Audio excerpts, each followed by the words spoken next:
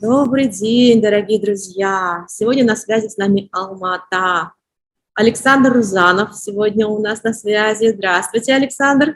Здравствуйте, Жанара, здравствуйте, друзья, кто нас слушает, кто нас видит. Дорогие друзья, мы продолжаем изучать, исследовать феномен Димаша Кудайбергена. Сегодня мы будем говорить о молодежи, о нашей казахстанской молодежи. Почему о казахстанской молодежи? Потому что, как всегда, наша казахстанская молодежь выходит из поля внимания ученых, исследователей. А вот Александр Рузанов занимался как раз социологическим исследованием о молодежи. Александр, вы не могли бы немножечко представиться, рассказать о вашем центре, какую выборку вы применили, когда, значит, занимались молодежью? Спасибо большое. Я работаю в компании Brief Research Group. Значит, я один из ее основателей и руководитель. Наша компания существует уже 30 лет в Казахстане, то есть мы ровесники суверенного Казахстана. И мы специализируемся на маркетинговых социальных исследованиях в Казахстане, в Средней Азии.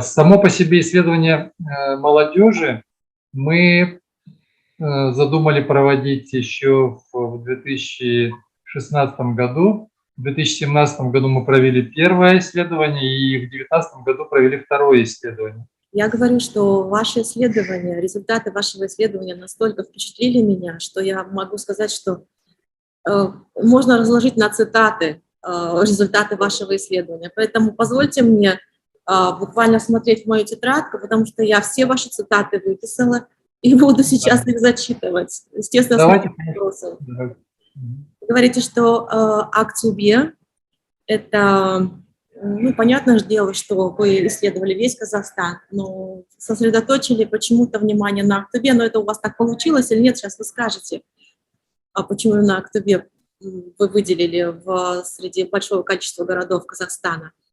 Вот Актюбе мы знаем как город, в котором родился Димаш Кудайберген, который, наверное, знают большее количество, наверное, дирс. Они знают, наверное, больше город Актюбе, нежели даже Алмату и Астану, потому что ежегодно приезжают туда, изучают, как и мы с вами, феномен Димаша Кудайбергена. У меня такой вопрос вам. Почему вы этот город выделяете в своей ментальной карте Казахстана? И что за русский взгляд? Русский взгляд на Актюбе или с Актюбе, я не совсем поняла.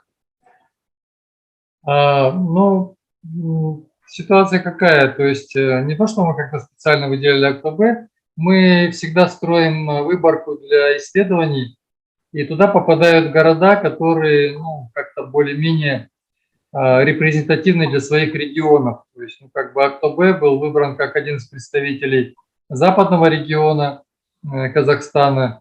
И в качестве такого тренда мы для себя открыли, что в городах Казахстана есть у каждого своя ментальная карта какая-то, есть свое представление о мире, о ценностях, и они достаточно сильно различаются. В этом отношении Актюбе, он тоже был такой очень интересный. Я, конечно, восхищен талантом Димаша и его достижениями, горжусь, что это казахстанец наш.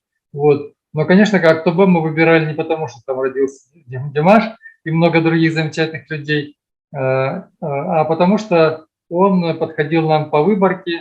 То, что молодежь в Актюбе достаточно специфичная, особенная, это факт, который один из наших фактов, открытых в исследовании. В принципе, можно каждый город его как-то расписать. То есть мы получили, например, что Алматы можно выделить как такой казахстанский Лас-Вегас. То есть сюда стекается молодежь, которая любит не просто жизнь, а именно любит какие-то развлечения, такие тусовки и так далее. Астана, например, мы открыли, что там это город карьеры, где молодежь приезжает, чтобы там делать карьеру. Они там не просто учатся, не просто работают, а именно целенаправленно идут в какие-то учреждения, в госструктуры, чтобы сделать там карьеру. Актюбе, например, мы для себя сделали открытие, что молодежь, которая работает, учится в Актобе, в Актобе, они считают, что Актобе – это такой вот очень мощный образовательный центр в Казахстане. Вот. И на самом деле это так, потому что в Актобе есть немало таких вузов хороших. Вот. И, наверное, в отношении Астаны, Алматы, Астана, Алмата ничем не уступают. Вот. Но тем не менее характерно, что молодежь Актобе этим гордится. Вот. Ну вот я думаю, что вот таких причин как бы выбрать Актобе именно в качестве города для выборки, у нас, конечно, они прежде всего были социологические, а не какие-то вот популярные такие. А что за русский взгляд? Русский взгляд, я не совсем понимаю, о чем вот вы говорите. Если вы цитату, может быть, целиком зачитаете, то я это, наверное, вот попытаюсь ответить. Я так поняла, что я вот читала как-то выводы вашего исследования «Русский взгляд». Это, то есть, понятно, что Актобе находится ближе к российской границе. А что за русский взгляд? Что это такое? Какая-то ментальность определенная у людей, которые живут в Актобе? Или, может быть, что-то здесь же есть Ну, особенное? смотрите, да, я понял. Вот. В общем-то, Казахстан не является такой вот единой моностраной, где все как бы вот так вот размазано, как масло по бутерброду, да, то есть она достаточно разнородная там. А в каждом городе есть своя специфика. Вот. Ну, например, как бы Шымкент можно назвать казахским городом, потому что там казахоязычное население, вот, своя ментальность, очень ценятся там родственные связи, очень ценится как-то вот такой вот, ну, клановость, да, там я не говорю, ну, не в плохом смысле, а в хорошем, что очень много родни и так далее. Вот. А Атырау, например, тоже город, где очень сильна вот эта казахская традиция, но она уже другая немножко, не такая, как в Шымкенте. То есть здесь где-то даже вот мы для себя интересно открыли, что Шымкент и Атырау – это два таких города, которые конкурируют между собой в Казахстане за то, где более правильная казахскость, да, где казахи более правильные, где более правильные казахские традиции, какие-то устои и так далее. Вот. А Актобе в этом плане, он какой-то, ну, скажем, не столь национально ориентированный, вот, и он, ну, более, может быть, русскоязычный, и я бы не сказал, что вот как-то он русско-ориентированный, но там больше такой русскости, то есть там молодежь, она такая смешанная и, ну, скажем, более, может быть, гибкая в плане национальных таких каких-то традиций, взглядов на это. Вот, ну, наверное, мы вот это имели в виду прежде всего, что там больше такое, как бы вот смешанности, там какой-то микс и взглядов, и национальностей, и ценностей. Вот. И в этом смысле, ну, мне кажется, он как такой, может быть, котел, да, где варятся самые разные интересы, взгляды. И из этого может вырасти, ну, вот, может быть, поэтому Димаш там и вырос, я не знаю, оттуда выпорхнул там, как бы, из гнезда. Александра, а вот вы сказали, что в Актобе очень осторожно относятся к религии. Именно вы вот написали, выводы у вас были такие, что Актобе – это город такой, ну, как вы сказали, вот, да, я поняла так, контрастов, да, есть там русская ментальность тоже, потому что присутствие ее обязательное, потому что рядом с границей российской. А почему вот такое отношение, настороженное отношение к религии именно в Актобе? Ну, если вы помните, в Актобе, я не помню точно, какой это был год, это было начало 2000-х, по-моему, где-то. Вот, там произошел достаточно серьезный такой теракт, когда был захват оружейных магазинов, и вот вооруженные люди, они пытались ворваться на территорию воинской части, они даже ворвались там, и была какая-то перестрелка. Вот. Были жертвы среди населения, среди военных, по-моему, тоже. Вот. Но в результате, слава богу, там как бы этот конфликт погасили. Вот. Но с тех пор, я думаю, это осталось как травма такая у населения Актобе. Вот. И поскольку теракт был как-то связан с радикальным исламистскими такими мотивами, то у населения Актобе вот это вот настороженное отношение осталось. То есть для них это не просто какое-то отвлеченное такое рассуждение там из прессы, из телевидения. Для них это тот факт, который они реально пережили, и вот это вот осталось. То есть там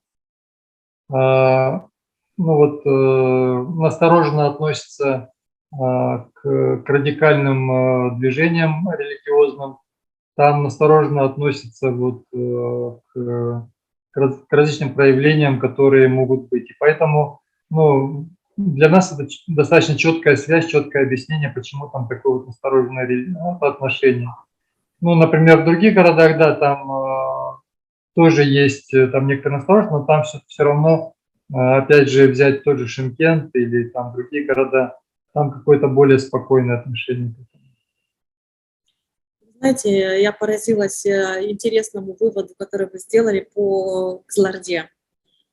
Значит, понятно, что деньги являются объектом исследований не только экономистов, но и социологов, а как иначе, потому что деньги зарабатываются, деньги тратятся на то, на другое и так далее. В Кызылорде интересная сложилась такая традиция. Молодежь стремится отдавать свои накопленные деньги свекрови. Почему вдруг свекровь становится главным финансовым директором молодых семей и вообще семей в целом, я имею в виду? И наблюдаем ли мы какую-то новую тенденцию в семейных отношениях, а также какие-то новые установки в семье, в казахстанской семье? Я думаю, скорее, да, это интересный такой факт, и мы как бы заострили внимание на свекрови, конечно, это не означает, что вся молодежь в Кызылорде отдает там деньги свекрови, вот. Но это просто показатель того, что как бы наоборот в Кызылорде более традиционные такие есть семейные взаимоотношения.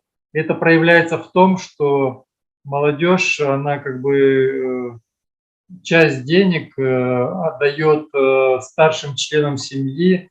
В большинстве это действительно там женщина, это которая занимается хозяйством, потому что как бы нет вот этой отделенности, например, если взять, например, Алмату или Астану, да, здесь более такие, как сказать, современные, что ли, отношения. Люди отделяются, молодежь тоже отделяется, они живут отдельно, у них свои бюджеты в большинстве случаев, которые они ни с кем не делят, вот, и они тратят их на свои хозяйственные нужды и так далее.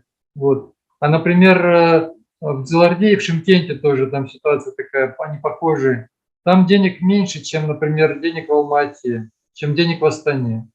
И, например, если в Алмате молодежь зарабатывает деньги для того, чтобы их потратить на свои там развлечения, удовольствия, на свое развитие, я не говорю, что в Алмате все только развлекаются, нет, тратят на развитие, на свои нужды, то в Чимкенте и в Кызылорде денег меньше, но при этом опросы показывают, что уровень счастья там гораздо выше, чем, например, в городах развитых таких, да, потому что там не деньги больше решают, а больше решают родственные отношения.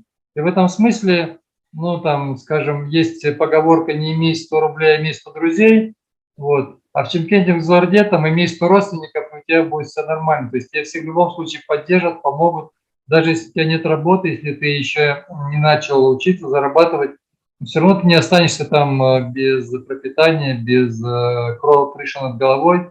И в этом смысле в Кызылорде показательно то, что молодежь охотно дает деньги свекрови или более старшим членам семьи, потому что тем самым они снимают с себя заботу о хозяйстве, о покупках каких-то, о том, куда деньги потратить так или иначе. Вот. Поэтому для них это просто естественное такое движение, акт доверия там, более старшим членам семьи. Получается, юг Казахстана, он более традиционный, как и всегда, да, так и остается традиционным, а северной и западной части Казахстана, да, восток Казахстана, восточная часть Казахстана, он такой более современный в плане того, что появились какие-то новые тенденции, о которых сейчас я еще скажу. Появляется Да, еще одна интересная тенденция, когда человек посвящен только себе и его развитию как личности. Происходит под влиянием, оказывается, интернета. Но, например, мы знаем, что в Японии есть такие молодые люди, которые живут годами, десятилетиями дома и не выходят из своих квартир. да, да, да, да. Так, у нас появляется такая же тенденция в Казахстане, да? Такие люди появляются, молодые люди, когда они посвящены самим себе, и ну, не надо никого, они развиваются дома через интернет. Мгм. Ну да, это очень интересный феномен такой. Мы действительно провели некоторую параллель с Японией. В Японии этот термин называется хикикамори. То есть в переводе это означает уединение, отшельничество, когда молодые люди, они не могут адаптироваться в социуме, да, они остаются дома. Это своего рода психическая болезнь, но реально это иногда переходит в болезнь. Вот. А почему это происходит? Потому что у родителей достаточно средств в Японии, чтобы содержать этих детей до 30 лет, до 40 лет и так далее. На самом деле это большая социальная проблема, потому что сейчас выросло поколение, и родители уже им 80, за 80 лет они будут умирать. А что будет с этими детьми, которым по 40, по 50 лет? Они не умеют зарабатывать, они не умеют жить. И это большая социальная проблема. Почему мы провели параллель с Казахстаном? Потому что в Казахстане нет такого острого выраженного этой проблемы. Но есть предпосылки для нее. В чем они заключаются? В том, что в Казахстане очень сильны семейные связи. Вот. И иногда молодежь, она находится под такой плотной опекой старших родственников. Не только папы и мамы, но там дяди, тети, вот клан, вы знаете, он такой как бы опекает, он говорит, иди туда, поступай сюда, там женись или там выходи замуж, рожай, не рожай, ну то есть как бы очень сильные дают установки такие. И поэтому у некоторой части молодежи, не говорю, что это для всей казахстанской молодежи, но у некоторой части казахстанской молодежи нет свободного пространства для самореализации, для своих собственных решений. Вот. И поэтому есть риск, что часть молодежи, особенно вот казахоязычная, будучи под сильным влиянием и прессингом родительского влияния, старшего влияния, они как бы вот не смогут найти свой путь в жизни. Они не смогут социализироваться в достаточной мере, и они не будут себя чувствовать уверенно, потому что, а потом, когда родители будут уходить уже из жизни, то они останутся, наедине с этими проблемами, и, может быть, не будут достаточно социализированы. Это подтверждает, к сожалению, такой печальный факт, что Казахстан на одном из первых мест по статистике именно молодежных суицидов. Подростки, молодежь. Это очень печальная такая факт, но как бы нам кажется, что эти вещи, они взаимосвязаны, что иногда из-за вот такого сильного влияния молодежь не находит применения для своих каких-то творческих сил. И мне кажется, это не является таким проявленным трендом, но за этим надо следить. И мне кажется, что социологи, психологи должны очень четко отслеживать эти вещи в Казахстане. Точно так же, как вы отследили вещь такую, что сейчас идет тенденция того, что очень большое количество молодежи уезжает на Запад за образованием или просто жить и едут на Запад. Вот, например, вы говорите о том, что 0,6 миллионов человек хотят уехать за рубеж и там получать образование. Ну или найти постоянное место жительства. И особенно вы выделяете два города, это Алматы и Нур-Султан, которые на сегодняшний день, исследование проводилось в каком году? В 2019 году, да? Да, в 2019 году. Как вы говорите, это не свежее исследование. Значит, вы говорите о том, что вот в этих двух городах существует такая тенденция. Почему именно эти два города? И у меня такой вопрос, а ваши дети живут в Казахстане? В каких городах они живут? И есть ли у них такая нацеленность уехать за рубеж? Да, мои дети, наверное, отражают эту тенденцию стремления уехать. Поэтому дочка уехала уже достаточно давно в Россию, она поступила в Москве, и там осталась жить, вот, и уже у нее своя семья, достаточно давно они там живут. Вот. А сын тоже вместе с семьей живет в Соединенных Штатах, то есть это как бы в разных концах света. И ну, на самом деле вот они только отражают тенденции, я не говорю, что это все, у всех так. Вот. Но по миграции вопрос достаточно серьезный. И когда мы проводили первую волну в 2017 году, то у нас 42% молодежи, которые отвечали на наши вопросы, они сказали, что мы хотели бы уехать из Казахстана. Вот. А когда мы проводили в 2019 году, то этот процент был уже меньше. Я сейчас точно не помню, но что-то около 20. И мы для себя открыли такую тенденцию, что в Казахстане есть три молодежи. Вот три молодежи. Молодежь не единая у нас. То есть у нас есть молодежь, условно, которую мы назвали креативные космополиты. Это молодежь, которая живет в основном вот как раз в мегаполисах, в Алмате и в Астане. Второй сегмент и этой молодежи примерно, ну, где-то, вот я сейчас не помню цифру, но, условно говоря, процентов 20 где-то, может быть, 25. Вот. Второй сегмент мы назвали казахстанские россияне.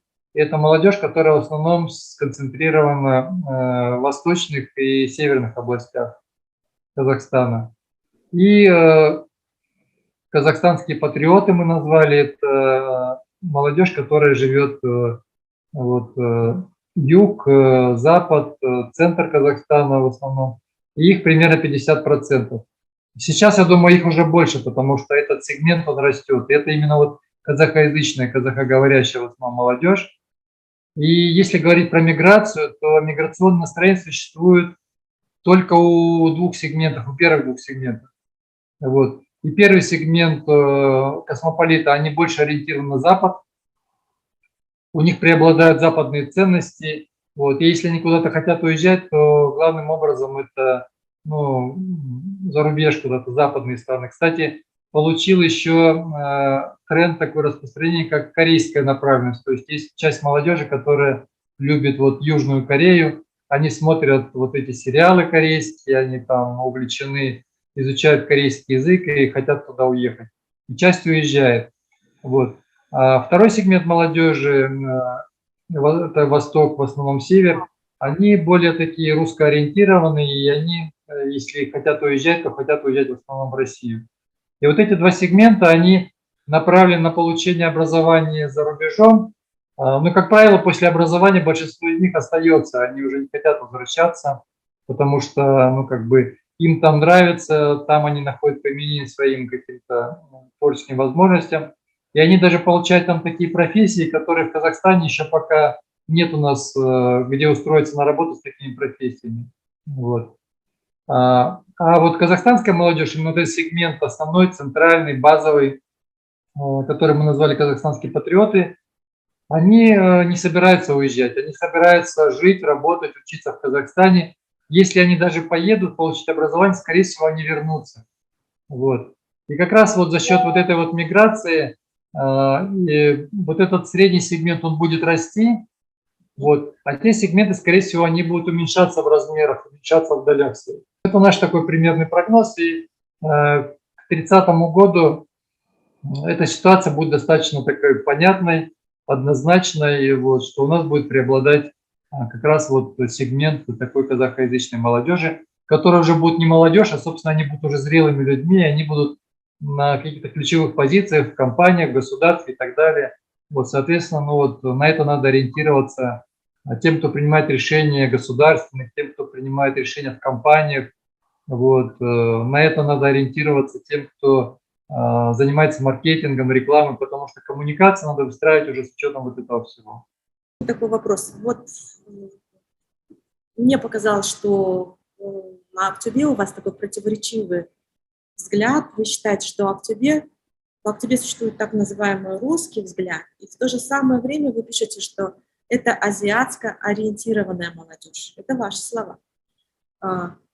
Ценности которых являются родители, семья, друзья, патриотизм. Ну, здесь на самом деле противоречия нет, потому что противоречие заключается в том, что сам город по себе противоречивый. И как бы вот эта вот турбулентность, которая сейчас существует, идет смена поколений, идет смена ценностей, оно отражается как раз. И Актобе просто, ну, один из городов, где это отражается, может быть, ну, вот в таком, в открытом виде. Поэтому, да, когда в 2017 году мы исследовали, то действительно мы там больше работали с русскоязычной молодежью, вот, и мы увидели, что, да, там как бы вот есть такая русский взгляд на все вещи. В 2019 году мы работали с казахоязычной молодежью. Мы поняли, что это сегмент, который действительно более традиционный, более патриархальный, может быть, даже где-то. И в этом смысле вот в Казахстане есть такие потенциальные проблемы, что есть вот разные сегменты молодежи, и они между собой, ну, как бы не смешиваются, они между собой не общаются. У них в соцсетях они в разных сидят фрагментах, у них разные взгляды на жизнь, у них разные ценности. И мы их назвали своего рода пузырями, то есть есть пузыри такие, социальные пузыри. Вот. Почему пузыри? Потому что они как бы замкнуты в самих себе, между ними нет общения вот, в социуме. Вот. Они учатся на разных факультетах, в разных, значит, в разных в разных учебных учреждениях. Вот. Они как бы, да, ну, я не говорю, что они говорят на разных языках, там, русский, казахский, вот. Но они даже говорят на одном языке, но при этом они говорят о разных вещах и не всегда понимают друг друга. Вот. И разные сегменты есть. Ну, не секрет, что, скажем, у казахоязычной молодежи там свои кумиры вот, среди там эстрадных каких-то исполнителей и так далее. У русскоязычной молодежи другие кумиры. Вот. Ну вот, поэтому противоречие в самой вот той среде, которую мы изучаем. Вы правильно просто отметили, что нам нужно было это вывести выводы, и вот в ходе исследования после 2019 года отметить, что сама вот эта эклектичность, она присутствует в самой казахстанской действительности. И чем дальше, тем больше. Но вот эта эклектичность, вы говорите, это и есть некая кристаллизация общества, общество еще больше кристаллизуется, то есть получается, вот мало того, что существуют социальные слои, оно всегда существовало в обществе, не только среди молодежи, вообще мы говорим в целом. Так еще существуют некие пузыри, то есть есть русскоязычная молодежь и казахскоязычная молодежь, которая между собой не общается, да? То есть это некое такое сообщество, которое думает по-разному, которое учится, которое, как вы сказали, учится даже в разных заведениях, они живут совершенно разным образом жизни. Это получается так? Да, ну, общий тренд, это не только в Казахстане, но и в мире, это фрагментация общества, то есть как бы и атомизация. То есть вот фрагментация, атомизация, это, наверное, такие одни из ведущих социальных трендов, которые наблюдаются у нас в Казахстане. Но в каждой стране это по-своему преломляется, вот, и как бы это усиливается там всеми событиями, которые происходят. В том числе там пандемия, она очень тоже повлияла на фрагментацию. Вот, поэтому я считаю, что после пандемии тоже такой исследование нужно проводить, потому что наверняка возникли какие-то новые там сегменты. Ну, вот то, что я говорю про пузыри, это частично отражено в понятии фрагментации, но не совсем, потому что пузыри, они как бы более замкнутые такие, я считаю, потому что это действительно, вот вы правы, что эти сегменты, они практически, они живут в одной стране, в одном обществе, но при этом они почти не пересекаются в каких-то вещах. Вы упомянули, Александр, вы вообще говорили только что о консервативных патриотах. Креативный космополит. К какому из них относится Димаш, как вы думаете? И вообще, что за понятия такие? Ну, вообще эти понятия, к ним надо критично относиться, мы сами к ним относимся с иронией, потому что мы просто их использовали, чтобы как-то для себя и для публики обозначить эти сегменты. Вот.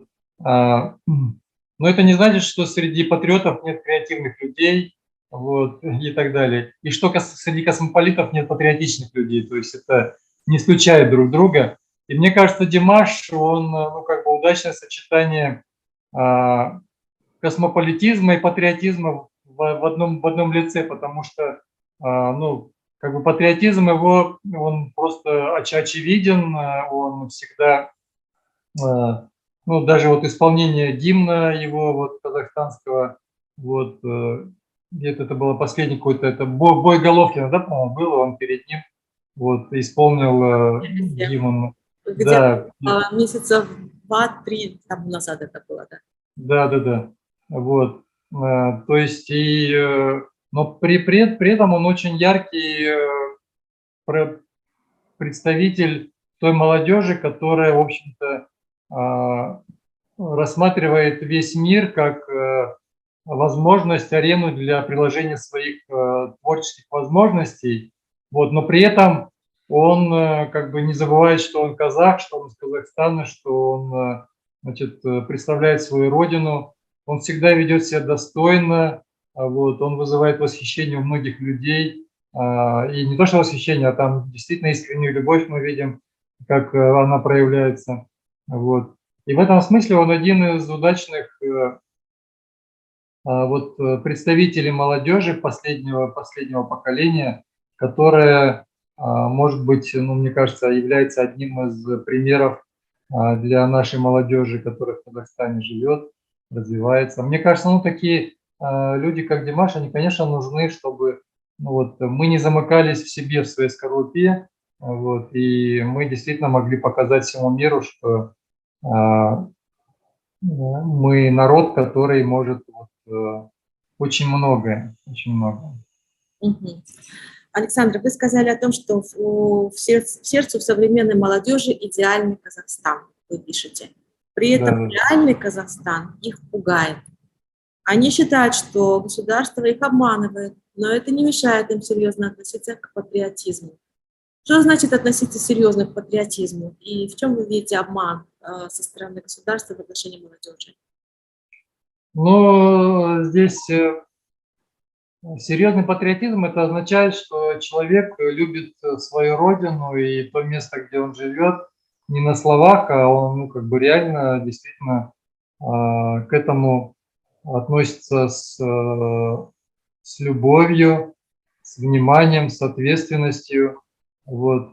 Но при этом у них есть, конечно, различия между идеальным Казахстаном и реальным Казахстаном. То есть в реальном Казахстане они столкнулись с тем, что, ну, может быть, у них не хватает внимания от государственных организаций, от государственной политики именно по молодежи. Вот.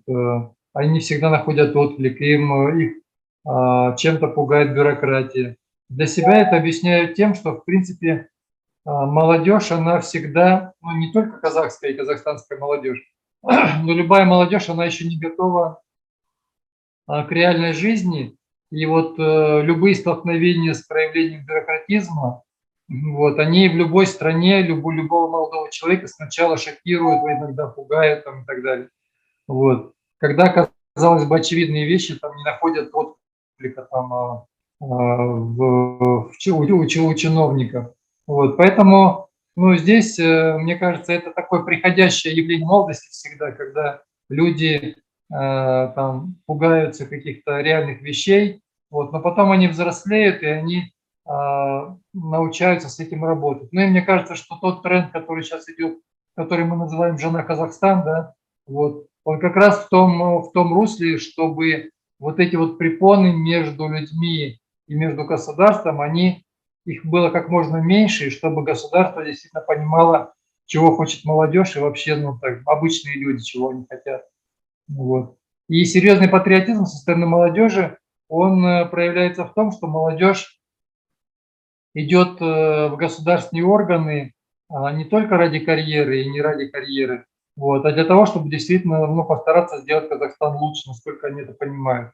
И я надеюсь, что это у них получится, потому что, ну, как бы, чтобы их вот эта вот логика государственной машины не перемолола,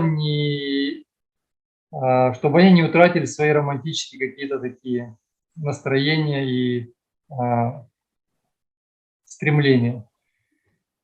Александр, я хотела бы завершить на этом нашу беседу сегодняшнюю. Хотела бы вас поблагодарить за участие в интервью. Что бы вы хотели бы пожелать Димашу? Все-таки мы находимся на канале Димаша Бадайбергена, посвященный Димашу Бадайбергену. Да. Ну, Димашу я что хотел бы пожелать? Одно из результатов наших исследований, оно заключается в том, что у молодежи очень быстро сменяются кумиры. То есть как бы год-два, вот в интернете очень много мелькает людей, которые хайпуют, там, скажем, на каком-то там моменте, становятся популярны на месяц, на два, на год, там, а потом их забывают, даже не помнят, что такие были вообще. Вот. Я желаю, чтобы популярность Димаша, любовь к Димашу, она была не хайпом, а она была на долгое время, и чтобы он черпал в этом действительно какую-то опору для своего дальнейшего развития, для творчества. Он тоже, ну, как бы взрослеет, скоро он не будет уже молодым, вот, чтобы с молодостью его вот этот вот творческий задор и энтузиазм, чтобы он не угас, а наоборот развивался. Хорошо, Александр, а что бы вы пожелали себе? Все-таки в социологии давно уже находитесь, хотя вы по образованию философ, но вы в сердце социолог. Что бы вы пожелали таким же людям, как вы, ученым, тем, кто занимается обществом? Себе я хочу пожелать, чтобы в нашей стране был мир, понимание, чтобы не было пузырей, чтобы люди были едины. Вот. И мне кажется, это очень важная основа для любого ученого, чтобы когда мир вокруг, тогда мир в душе, а мир в душе, он обязателен для каких-то научных открытий, вот, чтобы были новые открытия, в том числе в социологии. Вот. Общество непознаваемо, оно всегда меняется, поэтому для меня работа есть, дай Бог здоровья, чтобы хватило, и дай Бог мира нам всем. Спасибо большое. Спасибо большое, Александр, Вам я тоже желаю мира, здоровья и всех благ. Спасибо, что вы меня позвали на интервью. Спасибо. Я надеюсь, что в следующий раз мы с вами поговорим о тенденциях, которые сейчас существуют в нашем обществе. Очень тоже интересное исследование вы провели. На этом завершаем нашу передачу, друзья. До новых встреч. До свидания. Да, всем спасибо за внимание. До свидания.